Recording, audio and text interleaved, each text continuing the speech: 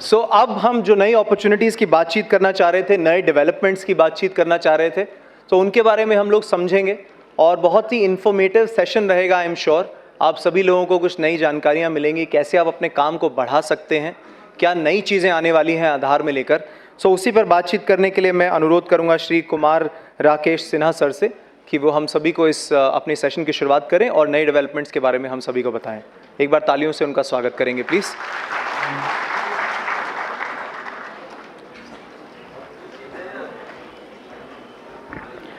धन्यवाद। आप सभी का इस सीएससी द्वारा ऑर्गेनाइज्ड वर्कशॉप में स्वागत है। मैं कुमार राकेश सिन्हा, मैं डायरेक्टर एनरोलमेंट एंड अपडेट हूँ यूआईडीआई के हेडक्वार्टर में, और आप सबों को संबोधित करने के लिए यहाँ उपस्थित हुआ हूँ। बेसिकली आधार के बारे में आप लोग इतने सालों से काम कर रहे हैं, तो मैं उन सब बातों को नहीं दोहराऊँगा जो आप करते आ रहे हैं। जो आधार एनरोलमेंट आप कर रहे हैं, आधार अपडेट कर रहे हैं, वो सब चीज़ें चलेंगी। उसके बारे में जो अदर एस्पेक्ट हैं, उसके बारे में जो एरर्स की बात है, वो श्रीनिवास जी हमारे सहयोगी हैं, वो आपसे करेंगे। आधार में जो कुछ हम लोग चेंजेस लाने जा रहे हैं या ला चुके हैं या जो प्लान्ड हैं, उन सब के बारे में मैं आप लोगों को जानकारी दूंगा। इनमें से कुछ चीज़ें हैं जो सिस्टम में आ गई हैं, कुछ आने वाली हैं, और निकट भविष्य में ये सभी चीज़ें प्लान में आ जाएंगी। इन सब चीज़ों पे आधार अथॉरिटी जो है वो काम कर रही है, तो उन सब चीज़ों को बेसिकली आपको फर्स्ट हैंड इन्फॉर्मेशन दे रहे हैं। अभी हमने इनमें से बहुत सारी चीज़ों को पब्लिक डोमेन में नहीं लाया है, फिर भी हम आपको अपना पार्टनर समझते हुए ये सारी चीज़ें आपके साथ शेयर कर रहे हैं।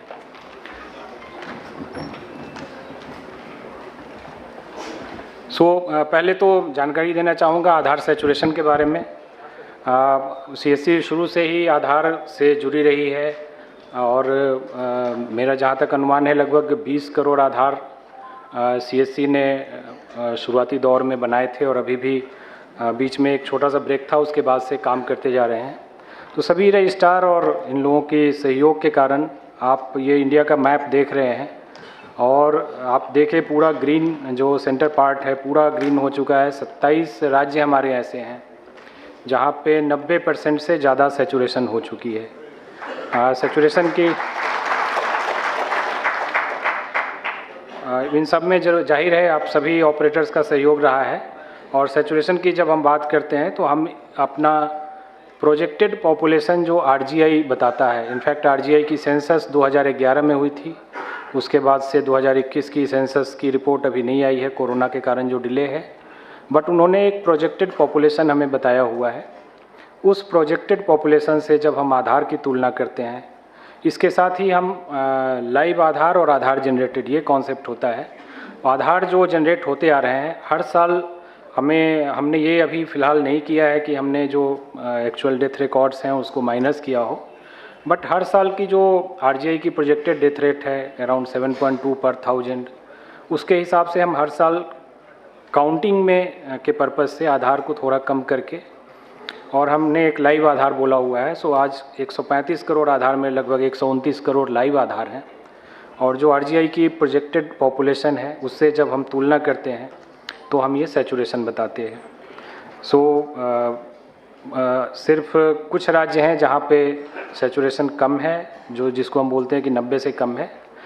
बिहार, सिक्किम, जम्मू एंड कश्मीर, अरुणाचल, असम और मणिपुर, ये राज्य वैसे हैं जहाँ पे 80 से 90% की सैचुरेशन है, और सिर्फ 3 राज्य या यूटी हैं जो 60 से 80% वाले ब्रैकेट में हैं। कुछ इशूज़ हैं, लोकल इशूज़ हैं, उन सब के कारण है, लेकिन यहाँ पे भी ज़ोर शोर से काम चल रहा है। ओवरऑल पैन इंडिया अगर बोले तो एडल्ट पॉपुलेशन हमारा 100% कवर हो चुका है। जो आरजीआई की पॉपुलेशन फिगर है उससे 100% हम आधार बना चुके हैं।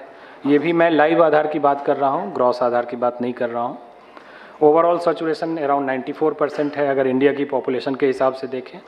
जो हमारा जैसा सीईओ सर ने भी बताया कि 0 to 5 एज ग्रुप में हमारा सैचुरेशन सिर्फ 34% है, और ये चूँकि नए बर्थ एवरी ईयर होते हैं तो एवरी ईयर ये शॉर्टफॉल यहाँ पे बना रहता है, और ज़्यादा अब अगर नए आधार की बात है तो काम करने की ज़रूरत 0 to 5 एज ग्रुप में ही है। फिलहाल हम लोग लगभग 4 करोड़ नए आधार बना रहे हैं, आगे की डाटा मैं दिखाऊंगा, और 16 करोड़ अपडेट कर रहे हैं।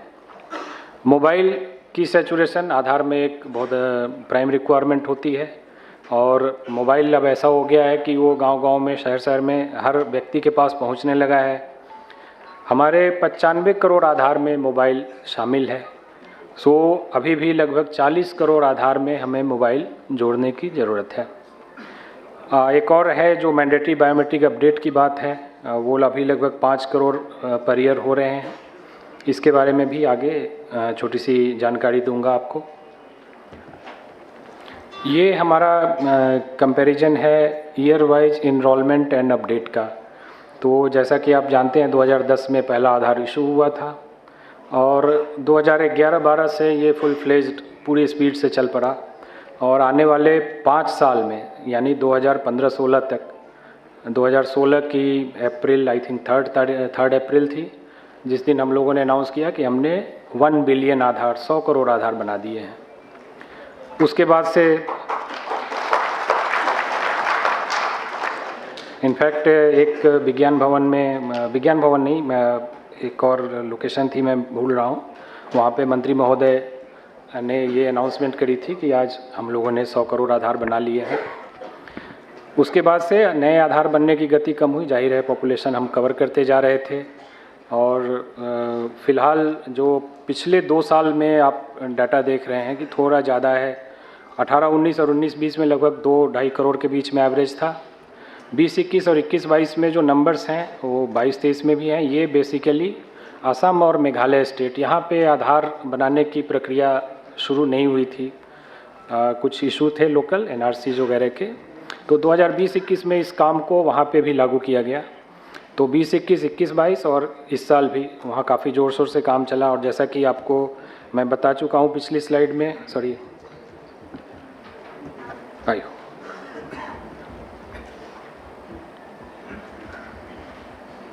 पिछली स्लाइड में कि आसाम की सैचुरेशन जो है वो 80-90 में आ चुकी है, और मेघालय अभी 60-80 में है। तो इस तरह से आगे चल के नए आधार का काम और भी थोड़ा कम ही होगा, क्योंकि सिर्फ 0 to 5 की पॉपुलेशन को कम करेंगे, लेकिन अपडेट का काम लगातार बढ़ता जा रहा है। पिछले 2017-18 से 20-21 तक आप देखें तो फ्लैट 9 करोड़ के आसपास अपडेट था, लेकिन 21-22 में ये 16 करोड़ हुआ। इस साल भी जो डाटा है वो उम्मीद है कि ये 16 करोड़ के आसपास रहेगा, और आगे और बढ़ने के चांसेस हैं। अगला एक नया काम आधार के पास आधार होल्डर्स के लिए हम लोगों ने शुरू किया है, जिसको डॉक्यूमेंट अपडेट बोलते हैं। इसके बारे में विशेष चर्चा हमारे अगले अतिथि श्री संजय रौतेला जी करेंगे, विस्तार से करेंगे। यहाँ पे मैं बेसिकली इसको शॉर्ट में ये बताना चाहता हूँ कि जैसा कि आपने पिछली स्लाइड में देखा कि जो अपडेट हुए हैं लगभग 60 करोड़ अपडेट हुए हैं, जबकि आधार 135 करोड़ बना है। तो अगर हम ये भी मान लें कि एक आधार में एक ही अपडेट हुए हैं, तो भी 75 करोड़ आधार ऐसे हैं जिनमें कोई अपडेट नहीं हुआ है। और जाहिर है कि बहुत सारे हमारी जनसंख्या है जो गाँवों में रहती है, तो वहाँ पे कोई अपडेट की ज़रूरत नहीं है। उनका जो एक एड्रेस है वो परमानेंट एड्रेस होता है, और उसमें कोई चेंज नहीं होता है। नाम, उम्र, जेंडर और एड्रेस, यही 4 चीज़ें हम लेते हैं। अगर इन 4 में कोई चेंज नहीं है तो कोई अपडेट की ज़रूरत नहीं है उनको। लेकिन हम लोग चाह रहे हैं कि जिन लोगों के आधार 10 साल से ज़्यादा पुराने हो गए हैं, वो कम से कम एक बार, अगर उनके एड्रेस या डेमोग्राफिक्स में कोई चेंज नहीं हुआ है, फिर भी वो एक अपडेट हमारे साथ करें और अपनी रिसेंट प्रूफ ऑफ आइडेंटिटी और प्रूफ ऑफ एड्रेस डॉक्यूमेंट जमा करें, ताकि उनके आधार को हम रीवैलिडेट कर सकें, उनके आधार को हम दोबारा से ये जान सकें कि हाँ वो आधार बनवाए थे और स्टिल वो सिस्टम में हैं और उनकी ये नई डॉक्यूमेंट्स हैं हमारे पास। तो जैसा कि आप देखेंगे, अब 10 साल पुराने आधार को अपडेट करने की बात है, तो 2011-12 के जो 15 करोड़ आधार हैं उनके लिए ये टाइम पूरा हो चुका है। 2012-13 में फिर से 15 करोड़ आधार बने थे, तो हम लोग अभी नवंबर में हैं और दिसंबर अगले 4 महीने में ये 15 करोड़ आधार भी ड्यू हो जाएंगे अपडेट करने के लिए, और उसके आने वाले 1 साल और में लगभग 30 करोड़ आधार बने थे। सो आने वाले 16 महीने में लगभग 60 करोड़ आधार हैं जो इस प्रक्रिया के लिए एलिजिबल हो जाएंगे कि उनका डॉक्यूमेंट एक बार अपडेट किया जा सके। ये पूरे आधार इकोसिस्टम के लिए बहुत बड़ी चुनौती है कि हमें लगभग अगले आने वाले 16 महीने में 60 करोड़ आधार अपडेट करने हैं। इसके लिए बड़े पैमाने पे हम मीडिया कैंपेन कर रहे हैं। आप लोगों को भी आज कुछ पैम्पलेट दिया गया होगा। तो जिनके आधार में कोई डेमोग्राफिक चेंज नहीं भी है तो भी उन्हें एक डॉक्यूमेंट हमारे पास सबमिट करना है। चलिए इसकी जानकारी हमारे सहयोगी बताएंगे आपको। इस पे मैं और ज़्यादा विशेष अभी नहीं बताता हूँ, आगे बढ़ता हूँ। अगली प्रक्रिया है चाइल्ड इनरोलमेंट की प्रक्रिया। बच्चों के जो हम इनरोलमेंट करते हैं तो 0 to 5 के बच्चों के हम फिंगरप्रिंट कैप्चर नहीं करते हैं।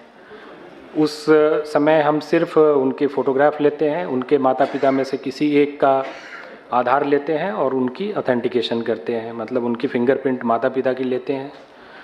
तो इस प्रक्रिया में थोड़ा और सुधार किया जा रहा है, जो हमें इस बात के लिए करेगा कि हम उस, चूँकि हमारी जो यूएसपी है, जो हमारा प्रोटोकॉल है कि हम बायोमेट्रिक्स के बेसिस पे, फिंगरप्रिंट और आईरिस के बेसिस पे ये निर्धारित करते हैं कि एक व्यक्ति को 2 आधार ना मिल सके। लेकिन 0 to 5 एज ग्रुप के बच्चों में क्या होता है कि उनकी बायोमेट्रिक्स तो हमने ली नहीं, तो उनका जो डेमोग्राफिक इन्फॉर्मेशन है उसके बेसिस पे हम डीडुप्लीकेशन करते हैं। लेकिन उस प्रक्रिया में हम देख रहे हैं कि कई बार एक बच्चे के 2 आधार बन जाते हैं, क्योंकि वो कई बार बच्चे का जो इनरोलमेंट करने जाते हैं तो वो नाम बदल के, कभी बच्चे का नाम तो बचपन में ऐसे ही चेंज होता रहता है, वो तो जब स्कूल जाते हैं तो नाम एक तरह से फिक्स हो पाती है।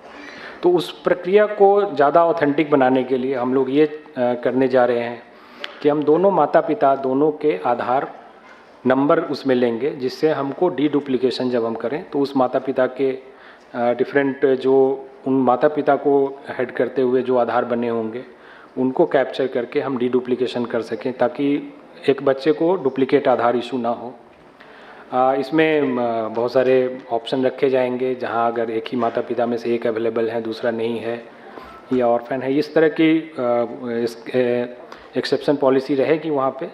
बट ये बेसिकली एक प्रक्रिया हम लाने जा रहे हैं। दूसरा कि आरजीआई जो रजिस्ट्रार जनरल ऑफ इंडिया है, उन्होंने बर्थ रजिस्ट्रेशन के लिए भी काफ़ी मेहनत करी हुई है। तो हम लोग ये प्रपोज़ करने जा रहे हैं कि आगे के आधार में जो बच्चों का आधार बनेगा तो प्राइमरी डॉक्यूमेंट सिर्फ बर्थ सर्टिफिकेट होगा। बर्थ सर्टिफिकेट के अलावा दूसरे डॉक्यूमेंट को हम लोग एक्सेप्शन में ही स्वीकार करेंगे, अदरवाइज स्वीकार नहीं करेंगे। तो इस पे भी काम चल रहा है। आने वाले कुछ महीनों में ये प्रक्रिया पूरी तरह से सिस्टम में आ जाएगी। हमें जो अपना क्लाइंट है उसको अपडेट करना है, अपग्रेड करना है, उस प्रक्रिया में है। तो ये आप लोगों के लिए जानकारी है कि फ्यूचर में जब आप बच्चों का इनरोलमेंट करेंगे तो दोनों माता पिता के दोनों का आधार लेना होगा और बर्थ सर्टिफिकेट लगाना होगा। साथ ही आधार लिंक बर्थ रजिस्ट्रेशन ये एक प्रक्रिया है जिसमें हम आरजीआई जो बर्थ रजिस्ट्रेशन करती है उसका डाटा सॉफ्टवेयर से डायरेक्टली एपीआई के माध्यम से हम लेते हैं, और जो बर्थ सर्टिफिकेट में डाटा है उसी डाटा के आधार पे आधार बनाया जाता है। तो इस प्रक्रिया में आरजीआई का सहयोग चल रहा है और लगभग 17 राज्यों और केंद्र शासित प्रदेश में हमने इस प्रक्रिया को रोल आउट कर लिया है। बाकी जगह पे काम चल रहा है। हमें ये 36 स्टेट तक, यूटी तक पहुंचना है। तो इस प्रक्रिया के होने के बाद मतलब ऑनलाइन तरीके से आधार, बच्चों के आधार 0 to 5 एज ग्रुप के आधार को हम बनाने के लिए आगे बढ़ेंगे। हो सकता है कई स्टेट में, खास करके हरियाणा वगैरह में शायद सीएससी भी हरियाणा गवर्नमेंट के साथ शायद टाइड अप है, तो इस प्रक्रिया को आप लोग जानते होंगे जो वहाँ पे काम कर रहे हैं। हमने कई राज्यों के हेल्थ मिनिस्ट्री को भी अप्रोच किया है कि वो भी अपने सिस्टम को इन बच्चों के इनरोलमेंट के लिए लगाएं, और ये सिस्टम ALBR जो आधार लिंक्ड बर्थ रजिस्ट्रेशन है उससे जब लिंक हो जाएगा तो डाटा कैप्चर आरजीआई की सॉफ्टवेयर से डायरेक्ट होगा। अगली प्रक्रिया जो है बच्चों के मैंडेटरी बायोमेट्रिक अपडेट की है। तो मैंडेटरी बायोमेट्रिक अपडेट जो हमारा रेगुलेशन आधार का है वो बोलता है कि बच्चों को 5 से जब वो उनकी उम्र 5 साल की हो जाती है तो अगले 2 साल के अंदर 5 से 7 साल के बीच में, और पुनः 15 से जब उनकी उम्र 15 साल की हो जाती है तो अगले 2 साल के अंदर 15 से 17 के बीच में उन्हें एक बार अपना बायोमेट्रिक अपडेट कराना है। 5 से 7 साल वाले एज ग्रुप के लिए तो ये ज़रूरी है क्योंकि उनकी बायोमेट्रिक हमारे पास है ही नहीं, तो ये तो करना बहुत ही ज़रूरी है। और 15 से 17 में भी, चूँकि अब मान लीजिए 5 साल के बच्चे ने कराया तो उसकी जो फ़ोटोग्राफ आधार पे होगी, जो उसकी फिंगरप्रिंट फिंगर की साइज़ होगी वो काफ़ी छोटी होगी, तो इसलिए वो 15 के एज में एक बार अपडेट कराना ज़रूरी है ताकि उसकी फ़ोटो अपडेट हो जाए, जो नया आधार उसके पास आए। आधार नंबर तो वही रहेगा, ये तो आप जानते हैं, लेकिन उसको एक नए जिससे उस आइडेंटिटी से उसको पहचान उसको मिल सके। तो ये अभी तक हमने काफ़ी इस पे कैंपेन भी किया और लोगों को किया कि भाई आप आधार मैंडेटरी बायोमेट्रिक अपडेट करवाएं, लेकिन उसके बावजूद बहुत सारे लोगों ने अभी करवाया नहीं है। तो एक चेंज हम लोग अपनी पॉलिसी में लाने जा रहे हैं जो कि 1 जनवरी से लागू होगा। इसमें है कि जो UIDAI ने 2 साल की परमिशन दी है कि 2 साल के अंदर आप अपडेट करा लें, अगर उस पीरियड में आप अपडेट कराते हैं तब तो वो पैसे UIDAI आपको लिए फ्री ऑफ कॉस्ट होगा, UIDAI संबंधित रजिस्ट्रार को ये पैसे देगी। लेकिन अगर आप 7 साल और 17 साल से ऊपर के हो जाते हैं तो आपने वो अपना जो सिस्टम आपको UIDAI ने प्रोवाइड किया था वो आप उसको यूज़ नहीं कर पाए, तो उसके बाद वो चार्जेज आपको खुद बियर करने पड़ेंगे। संभव है इसके कारण लोगों में थोड़ी जागरूकता आएगी, और ये पिछले लगभग 7-8 महीने से हम लोग इस पे मैसेजिंग कर रहे हैं लोगों को कि आप अपडेट अपने करा लें। आगे ये लगभग 1 जनवरी से हमारा प्लान है कि ये सिस्टम में आ जाएगा। उसके बाद से मैंडेटरी बायोमेट्रिक अपडेट बिल्कुल एज फिक्स हो जाएगा कि 5 से 7 और 15 से 17 में ही UIDAI चार्जेस बियर करेगी। उसके बाद आपको जो कंसर्न रेजिडेंट होंगे उनसे पैसे लेने होंगे। अगली प्रक्रिया जो है वो एडल्ट इनरोलमेंट, जैसा हमने बोला कि ये लगभग 100% हो चुका है पूरे इंडिया में, और इस पे बहुत सारे कॉर्नर से हमें आ रही थी कि आप अब थोड़ा ज़्यादा ध्यान दे करके एडल्ट की इनरोलमेंट करें। तो इसके बारे में बहुत सारी चर्चाएं हुई डिफरेंट लेवल पे, जैसा कि CO सर ने भी आपको ब्रीफ किया होगा। तो इस एडल्ट इनरोलमेंट को हम लोग कुछ सेलेक्टेड सेंटर पे डिजिग्नेट करने जा रहे हैं, जो सेंटर बहुत ही कम होंगे। हर एक ब्लॉक या तहसील में 1 सेंटर होगा और 1 सेंटर डिस्ट्रिक्ट में होगा। लेकिन मैं अगली स्लाइड में आपको बताऊंगा कि इस कारण से आप लोगों को कोई ज़्यादा परेशान होने की ज़रूरत नहीं है। हमने 2022-23 का डाटा एनालिसिस किया है, लगभग 6 महीने का डाटा जो अप्रैल से सितंबर तक का है। इस पीरियड में लगभग 10 करोड़ ट्रांजैक्शन हुए हैं, और जिसमें से सिर्फ 20 लाख एडल्ट के इनरोलमेंट हुए हैं, जो कि लगभग 2% से भी थोड़ा कम है, 2% मान लेते हैं। 98% ट्रांजैक्शन जो है वो इस रेस्ट्रिक्शन में कवर नहीं होता है। इसके अलावा जो डॉक्यूमेंट अपडेट है वो एक अपने आप में, मैंने बताया कि 60 करोड़ आधार अगले 16 महीने में अपडेट करने हैं, वो भी इस रेस्ट्रिक्शन में कवर नहीं होता है। तो मेरा ये कहना है कि इसके लिए इस 2% काम को अगर हम रेस्ट्रिक्ट भी करेंगे तो इससे आप लोगों के वर्कलोड पे कोई कमी नहीं होने वाली है। वर्कलोड पहले से बहुत ज़्यादा बढ़ने ही वाला है। तो ये UIDAI की एक डिसीजन है कि हम एडल्ट इनरोलमेंट, चूँकि हम 100% पे पहुंच चुके हैं, तो आगे की हम बहुत ही सिलेक्टिव वे में इनरोलमेंट करें, ताकि जो व्यक्ति अभी मतलब ये तो आश्चर्य की बात है कि भाई पिछले 10 साल से आपने आधार क्यों नहीं बनवाए, तो उनके लिए हमें बहुत तरह की जांच करके उनको अब आधार देने की ज़रूरत है। तो इसमें आप लोगों का सहयोग होगा और आप लोगों को इससे वर्कलोड पे कोई कमी नहीं होगा, ये मैं आश्वस्त करना चाहूँगा। आधार चार्जेज के बारे में फर्स्ट सेशन में हमारे DDGRO दिल्ली महोदय ने बताया था कि डिस्प्ले होना चाहिए रेट चार्ट जो है। हमने नया रेट चार्ट भी फिर से इशू कर दिया है, जिसमें डॉक्यूमेंट अपडेट के जो चार्जेज हैं वो भी ऐड कर दिए गए हैं। तो आप लोग भी रेट चार्ट जो है नया ज़रूर अपने सेंटर पे लगाएं, और ये सारे चार्जेज जो हैं डिस्प्ले करें, ताकि जनता को किसी तरह की दुविधा ना हो कि भाई इस चार्ज के हमें पैसे देने हैं या नहीं देने हैं। क्योंकि कई बार लोग गलत इसमें आपको पता होगा कि हम लोग इसके बारे में सर्वे करते हैं। कोई भी कंप्लेंट्स हमारे पास आती है ओवर चार्जिंग की तो हम एक सर्वे करते हैं। उसके बारे में भी आपको बता दूं कि सर्वे ऐसा नहीं होता है कि एक आदमी ने किसी ने बोल दिया तो हम उसको सही मान लेते हैं। एक लंबी प्रक्रिया से गुजरते हैं। मिनिमम 10 लोगों से हमें पूछना है और 10 लोगों ने बात करने के बाद अगर 5 या 5 से ज़्यादा लोगों ने बोला कि नहीं हमसे ज़्यादा पैसे लिए गए हैं, तभी जाके हम उस सर्वे को मानते हैं, नहीं तो उसको हम नहीं मानते हैं। और 1-2 लोगों के बोलने से कोई फ़र्क नहीं होता है, हम उनको ये रिलीज कर देते हैं। तो इसलिए आप लोगों को रेट चार्ट लगा के रखना चाहिए ताकि जनता को दुविधा ना हो और सही पैसे वो पे करें आपकी सर्विस लेने के लिए। अगली जानकारी है revise list of supporting document. जैसा कि आप जानते हैं, आप पिछले 10 साल से हमारा एक फिक्स पैटर्न था, proof of identity and proof of address, proof of relationship and proof of date of birth. ये 4 डॉक्यूमेंट हम बनाते थे और ये 4 डॉक्यूमेंट चाहे आप न्यू एनरोलमेंट करें या अपडेट करें, सब में कॉमन होता था। तो अभी तक जो जानकारी है कि वो एक ही डॉक्यूमेंट है, आप उससे एनरोलमेंट भी कर सकते हैं, अपडेट भी कर सकते हैं। लेकिन हम इस प्रक्रिया में फिर से चेंज लाने वाले हैं। हो सकता है आने वाले नए साल में ये आपको देखने को मिले कि अब 3 तरह के डॉक्यूमेंट होंगे। पहला होगा जो चाइल्ड 0 to 5 न्यू एनरोलमेंट, इसमें सिर्फ और सिर्फ बर्थ सर्टिफिकेट होगा और उसके अलावा कुछ एक्सेप्शन डॉक्यूमेंट होंगे जिनके पास किसी तरह से ये बर्थ सर्टिफिकेट नहीं है। और बाकी न्यू एनरोलमेंट जो 5 से 18 एज ग्रुप या एडल्ट के लिए होगा, उसमें बहुत ही रेस्ट्रिक्टेड टाइप के डॉक्यूमेंट होंगे, वो डिफाइन किए जाएंगे। और बाकी सारे जो डॉक्यूमेंट आप आज की डेट में देख रहे हैं वो अपडेट के लिए वैलिड रहेंगे विथ सर्टेन चेंजेज व्हाट्सोएवर वो हैपन हो रहे हैं।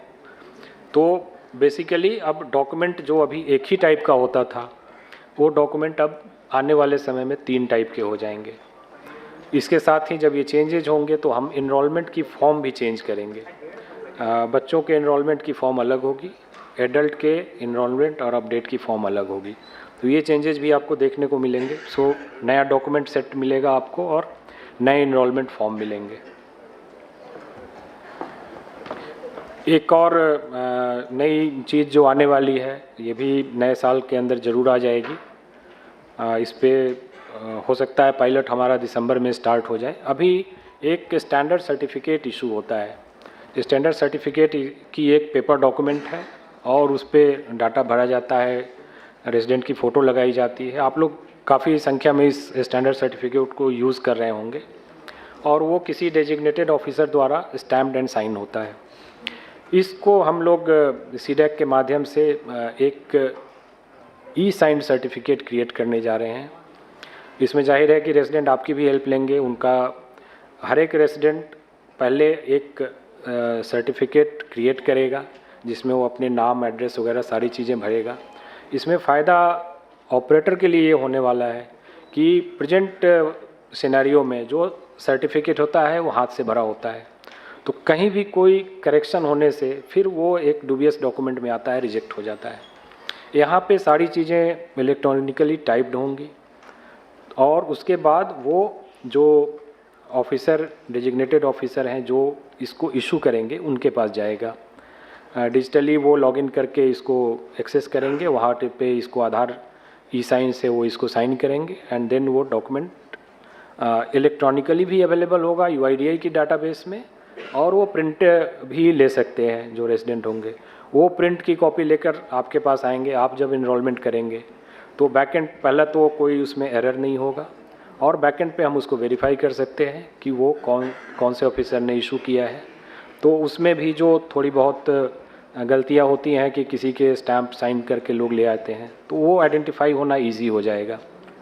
तो इस प्रक्रिया से भी होने से आप ऑपरेटर्स को काफ़ी सुविधा होगी। आपके एरर काउंट में हम उम्मीद करते हैं कि काफ़ी इससे कमी आएगी। ऑलरेडी हमारा ये फाइनल स्टेज में है और पायलट हम दिसंबर में शुरू करने वाले हैं। तो जैसे ये प्रोग्रेसिवली लॉन्च हो जाएगा और एक्सेप्टेबिलिटी इसकी आ जाएगी, तो उसके बाद हम पेपर फॉर्मेट में ई साइन डॉक्यूमेंट जो है उसको बंद कर देंगे। एक और जो प्रक्रिया है जिसके बारे में भी बात की गई है, हमने पिछले 3 महीने का एवरेज ट्रांजैक्शन कैलकुलेट किया है। तो हमारे सीएससी के जो एएसके हैं उनकी पर स्टेशन जो ट्रांजैक्शन पर मंथ है वो लगभग 300 है। यानी कि अगर मैं 25 दिन से डिवाइड करूं, 25 वर्किंग डे से, या 30 दिन से भी डिवाइड करूं, तो 10 पर डे पर स्टेशन आता है। और सीएससी बीसीज के जो ट्रांजैक्शन हैं वो काफ़ी कम है, लगभग 100 ट्रांजैक्शन एक महीने का। 25 वर्किंग डे का मतलब 4 ट्रांजैक्शन, या 30 वर्किंग डे अगर आप 30 दिन काम करते हैं मतलब 3 से 4 ट्रांजैक्शन। तो ये ट्रांजैक्शन इस बात की ओर इशारा करते हैं कि नंबर्स हमारे एक्टिव स्टेशन के बहुत ज़्यादा हैं। लेकिन उम्मीद है कि आप लोग डॉक्यूमेंट प्रोजेक्ट आने से जो एडिशनल वर्कलोड आया है आप अपने ट्रांजैक्शन बढ़ा सकेंगे और ज़्यादा से ज़्यादा लोग इस काम को आगे बढ़ा सकेंगे। तो ये चीज़ ऐसी है कि हम दोनों बात कैसे जस्टिफाई करें। एक तरफ हम बोलते हैं कि हमें नंबर्स सेंटर बढ़ाने हैं और दूसरी तरफ जो सेंटर है वहाँ से आउटपुट नहीं आ रहा है। तो इन चीज़ों के बीच में एक सामंजस्य बैलेंस रखना है सो दैट जितने सेंटर चले वो टोटली लोडेड हों और लोगों को पूरी सुविधा दे सकें। ये सिर्फ हमने सिस्टम आधार बनाने के काम में जुड़ गए हैं, लेकिन हम नंबर्स नहीं कर पा रहे हैं। अब इसकी जो भी रीज़न हो तो ये जस्टिफाई नहीं करता है कि हम अपने सेंटर की संख्या बढ़ाएं। तो इस पर भी ध्यान देने की ज़रूरत है।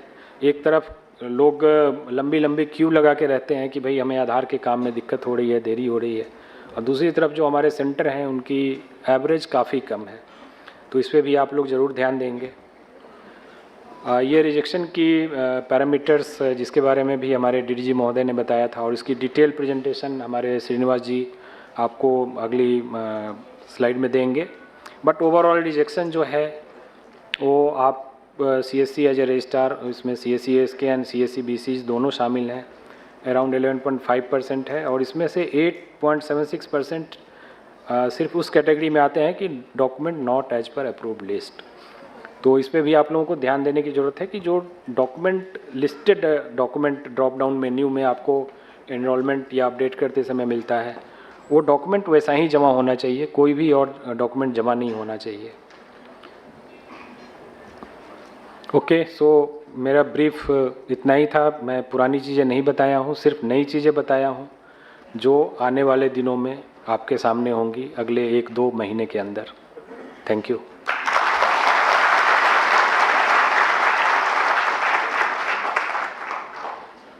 तो इनसे रिलेटेड अगर कोई सवाल हो या क्वेश्चन आंसर की एक सेशन भी है, बट अगर कोई जो टॉपिक्स मैं बोला हूँ उसमें कोई जिज्ञासा की हो तो वो पूछ सकते हैं।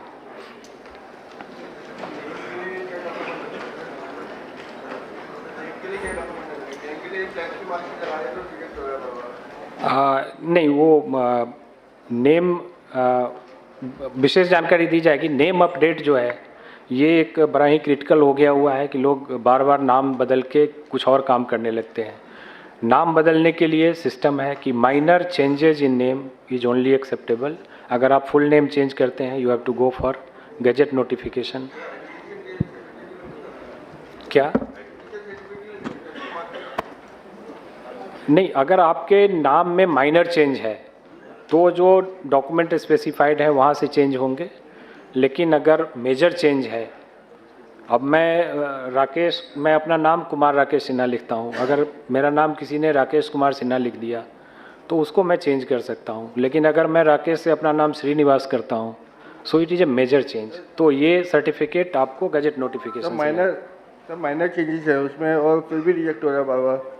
चलिए, वो जो इंडिविजुअल जानकारी है वो ऐसे मैं नहीं बता पाऊँगा, उसके बारे में बगैर एनालिसिस किए नहीं बोल सकता हूँ कि वो क्यों चेंज हो रहा है। और सर एड्रेस बदल रहे हैं, पार्षद का लेटर लगा रहे हैं, उसके बाद भी रिजेक्ट हो रहा है। सर एक मिनट सर, ये जो भी क्यूसी का आपका डाउट है, एक पूरा सेशन क्यूसी के ऊपर है। एक डॉक्यूमेंट में क्यों रिजेक्ट होता है, किस कारण से रिजेक्ट होता है, वो सारी आपका जो भी क्वेश्चन एंड आंसर्स है उसके लिए एक लंबा सा सेशन है, उसमें डिस्कस करेंगे।